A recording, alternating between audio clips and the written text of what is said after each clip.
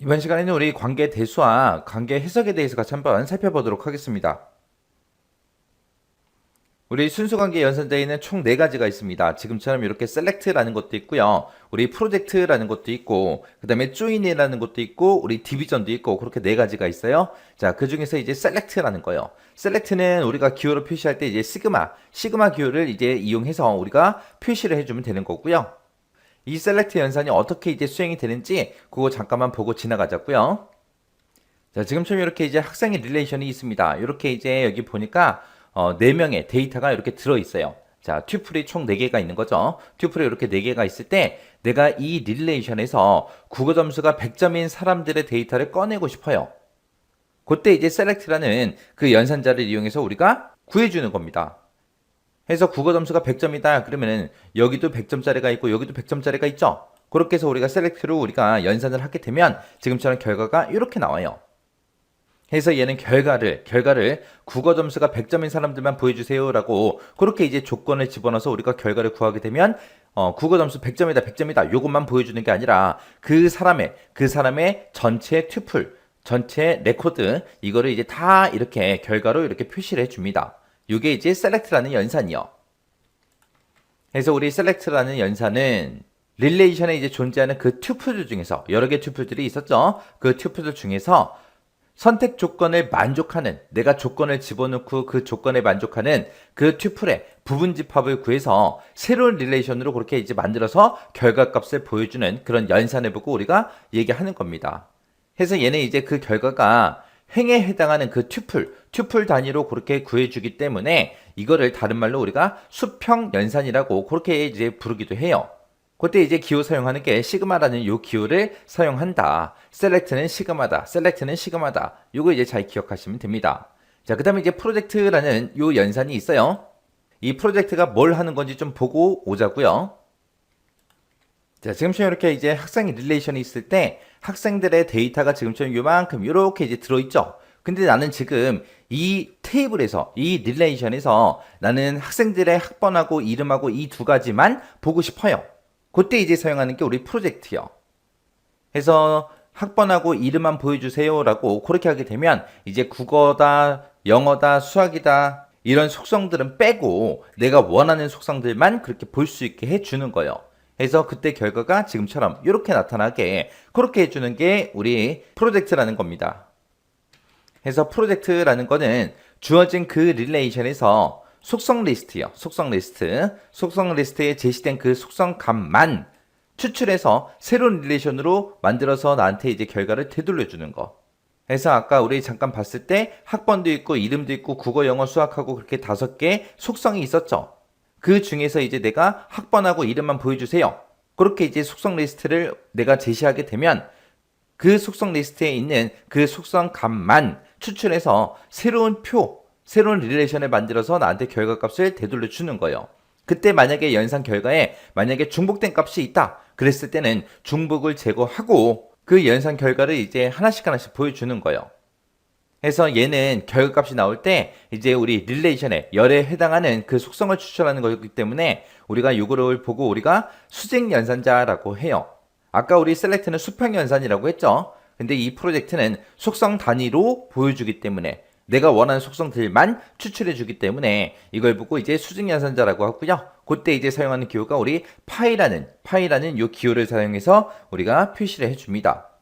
요게 이제 셀렉트하고 프로젝트요. 자, 그 다음에 이제 우리 조인이라는 거요. 이 조인이라는 거는 공통된 속성을 중심으로 해서 2개의 릴레이션, 2개의 테이블을 이제 하나로 합쳐서 새로운 테이블로 그렇게 만들어주는 그런 연산을 보고 우리가 조인이라고 합니다. 자, 그럼 이 조인이 뭔지 좀 보고 오자고요. 자, 지금처럼 이렇게 이제 학생이라는 릴레이션이 있고요. 학과라는 릴레이션이 있습니다. 이 2개를 내가 조인 속성으로 묶게 되면 지금 이 학생의 릴레이션이랑 학과 릴레이션이랑 공통적으로 들어가 있는 게 우리 학번이 들어가 있죠.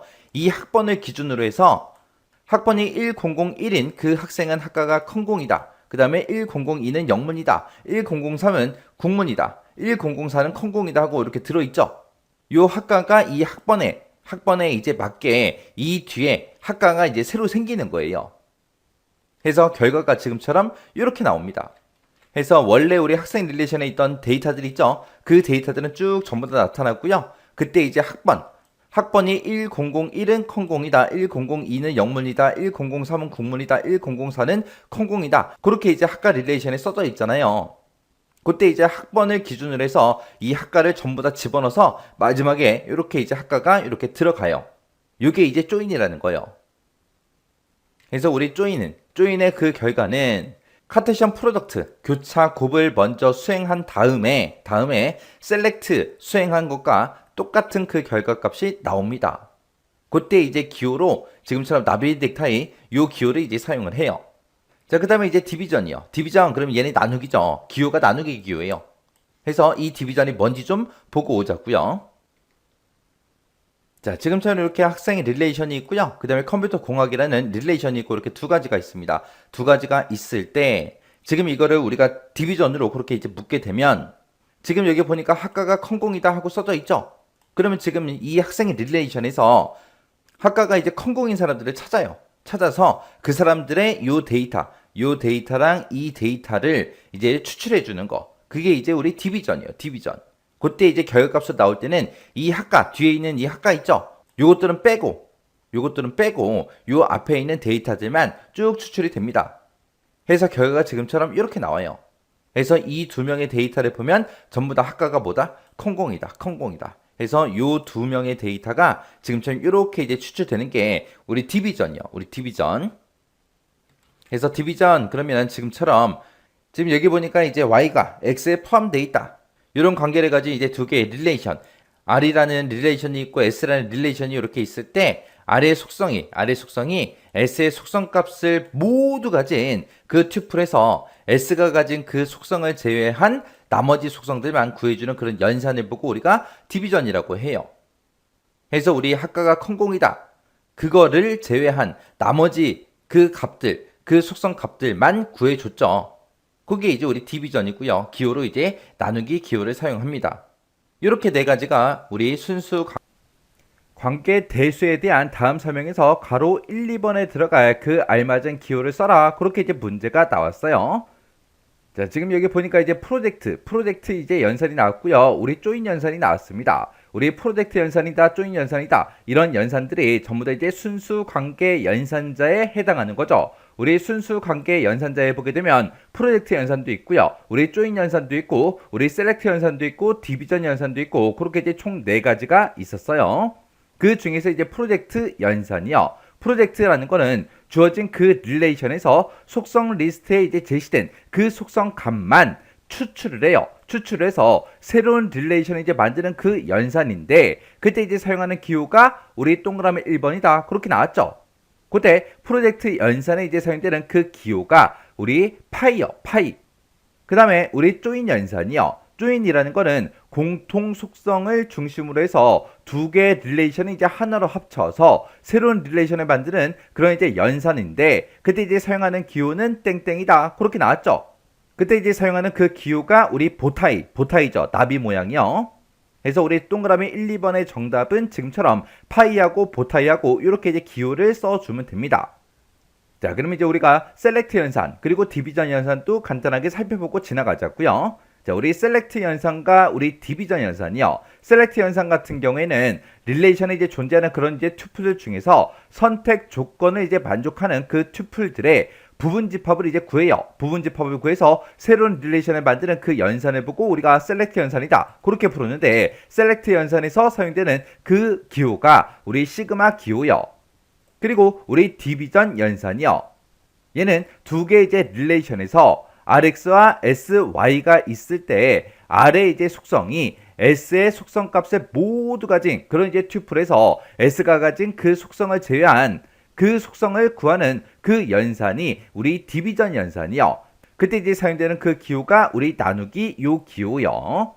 그래서 우리 순수 관계 연산자에는 지금처럼 프로젝트다, 조인이다, 셀렉트다, 디비전이다 해서 이렇게 이제 4가지가 있어요. 뭐가 뭔지 정확하게 구분할 줄 알아야 되고 각각 이제 기호도 정확하게 기억하고 지나가시기 바랍니다. 다음은 이제 앰플리라는 그 릴레이션이 있대요. 자, 지금처럼 이렇게 이제 앰플리라는 릴레이션이 지금처럼 이렇게 이제 생겼는데 이 릴레이션에 대해서 이제 관계 대수식을 다음과 같이 이제 수행을 했을 때 그때 이제 출력되는 그 결과에 이제 가로에 이제 들어갈 그 알맞은 이제 답을 써라. 그렇게 이제 문제가 나왔습니다. 지금 여기 보니까 이제 결과값으로 나올 거 그 5가지 동그라미 1번부터 시작해서 5번까지 이제 알맞은 답을 써라. 그렇게 나왔습니다. 그때 이제 우리 관계 대수식을 보니까 지금 좀 이렇게 이제 우리 파이가 이렇게 붙었어요. 우리 파이라는 이 연산자가 우리 프로젝트 그 연산을 이제 수행해 주는 거죠. 그때 주어진 그 릴레이션에서 제시된 그 속성값만 추출해서 우리가 이제 새로운 그런 이제 릴레이션을 만드는 그 연산자가 우리 프로젝트라는 이 연산자예요. 해서 지금 여기 보니까 이제 앰플리라고 지금처럼 이렇게 이제 써져 있죠. 여기다가는 지금처럼 릴레이션의 이름, 우리 테이블 명을 이렇게 이제 써주는 거고, 그 가운데다가 파이하고 우리 앰플리 요 사이에다가 지금처럼 이렇게 이제 우리가 속성을 이렇게 이제 써주면 돼요.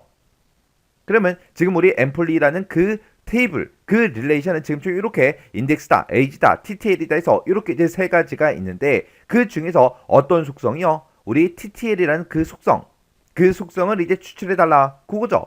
그러면 요 TTL이라는 이 필드에 들어있는 이 값이 그대로 이제 출력이 될 겁니다. 해서 우리 동그라미 1번에 이제 TTL이라고 이렇게 이제 들어갈 거고, 그 다음에 부장이라는 게 이제 동그라미 2번, 그 다음에 대리가 이제 동그라미 3번, 과장이 이제 동그라미 4번, 그리고 차장이 이제 동그라미 5번에 그대로 그렇게 들어가서 결값이 그렇게 이제 출력이 될 거예요.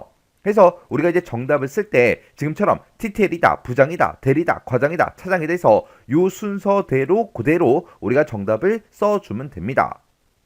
그래서 지금 우리 문제가 이제 순수관계 그 연산자에 대해서 이제 문제가 나온 거예요. 그러면 우리 순수관계 연산자에 어떤 것들인지 그거 좀 이제 살펴보자고요. 우리 순수관계 연산자에 보게 되면 이제 셀렉트다, 프로젝트다, 조인이다, 디비전이다 해서 그런 것들이 있는데 그 중에서 이제 우리 셀렉트라는 거요. 이 셀렉트라는 거는 릴레이션에 존재하는 그런 튜플들 중에서 내가 선택한 그 조건에 이제 만족하는 그런 이제 튜플의 부분 집합을 구해서 새로운 릴레이션으로 이제 만들어주는 그런 연산을 우리가 셀렉트 그렇게 이제 부르는 거죠. 그때 이 셀렉트는 우리가 시그마로 이렇게 이제 우리가 표시를 합니다.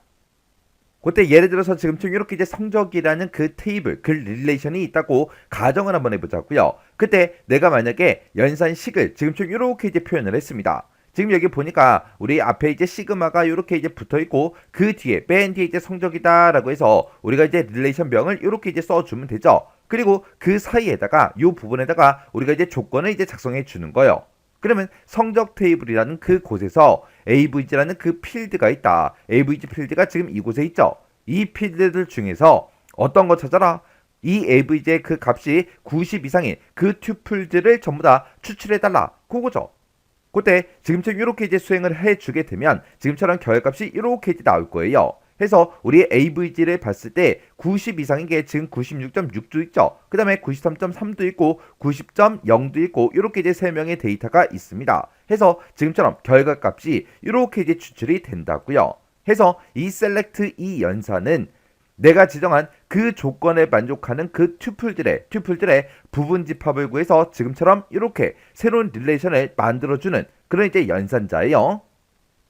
해서 얘는 이제 그 결과값이 튜플 단위로 나와요. 튜플을 이제 구하는 거기 때문에 얘를 이제 다른 말로 우리가 이제 수평 연산 그렇게 이제 부르는 거죠.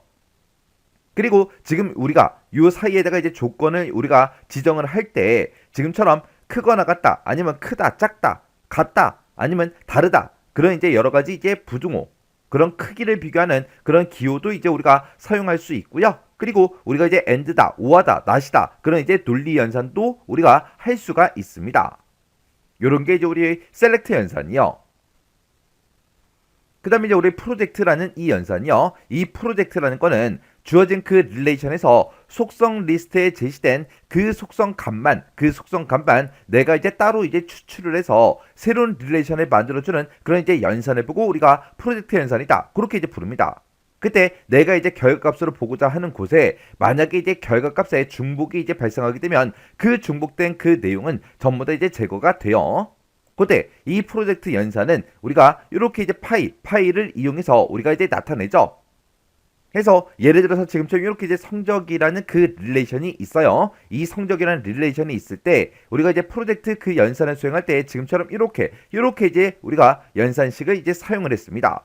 그러면 얘가 우리 성적이라는 그 릴레이션이 있다. 그 성적이라는 그 릴레이션에서 우리 name이라는 그 속성과 우리 avg라는 그 속성이 있더라. 그 두 가지 속성을 이제 추출해달라. 그거예요.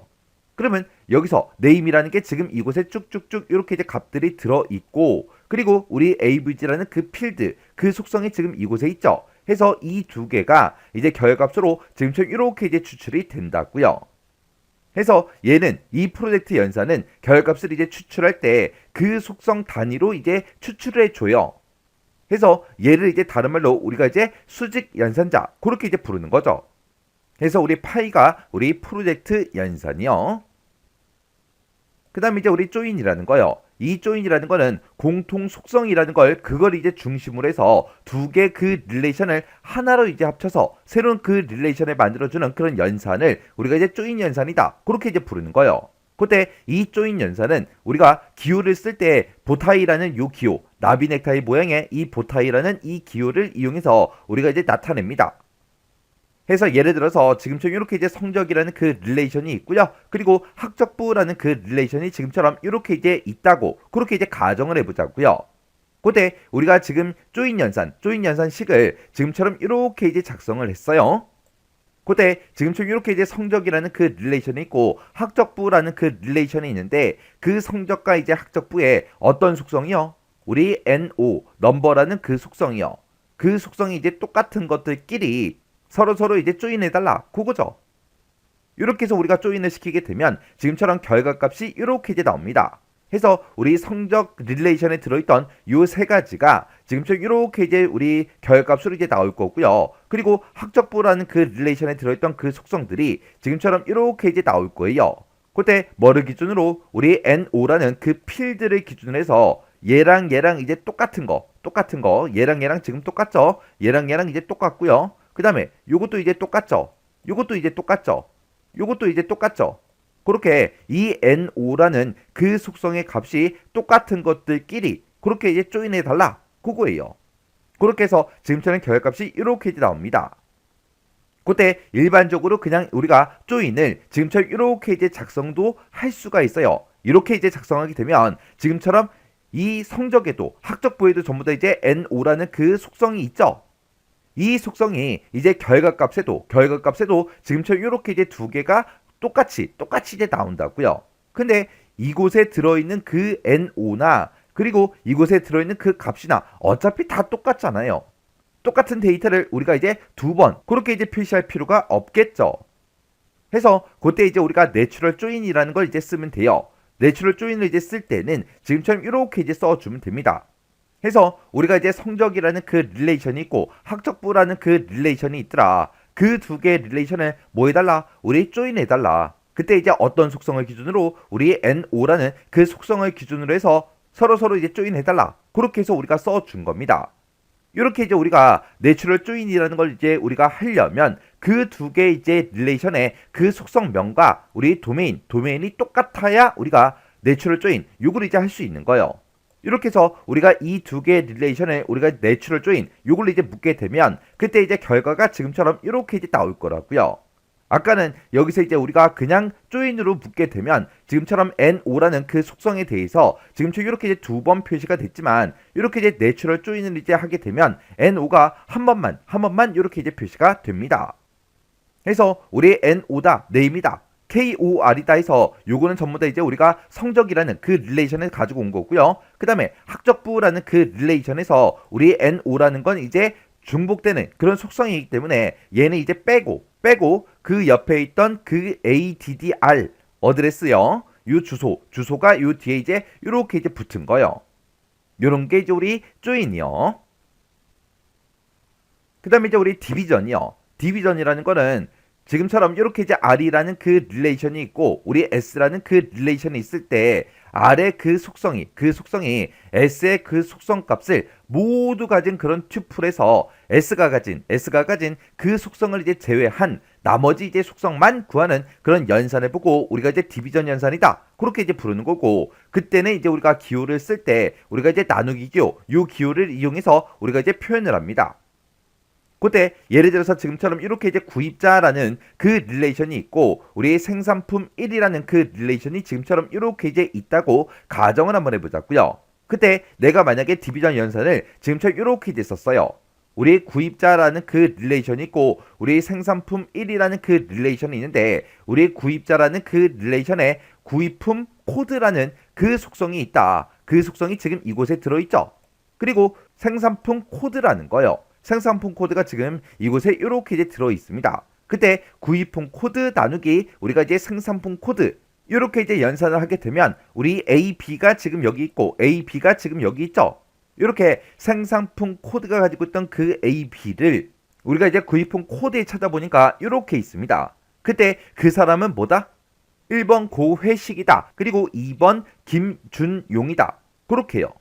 그렇게 해서 이렇게 우리가 디비전 연산을 이제 수행하게 되면 지금처럼 결과값이 이렇게 1번 고회식이다.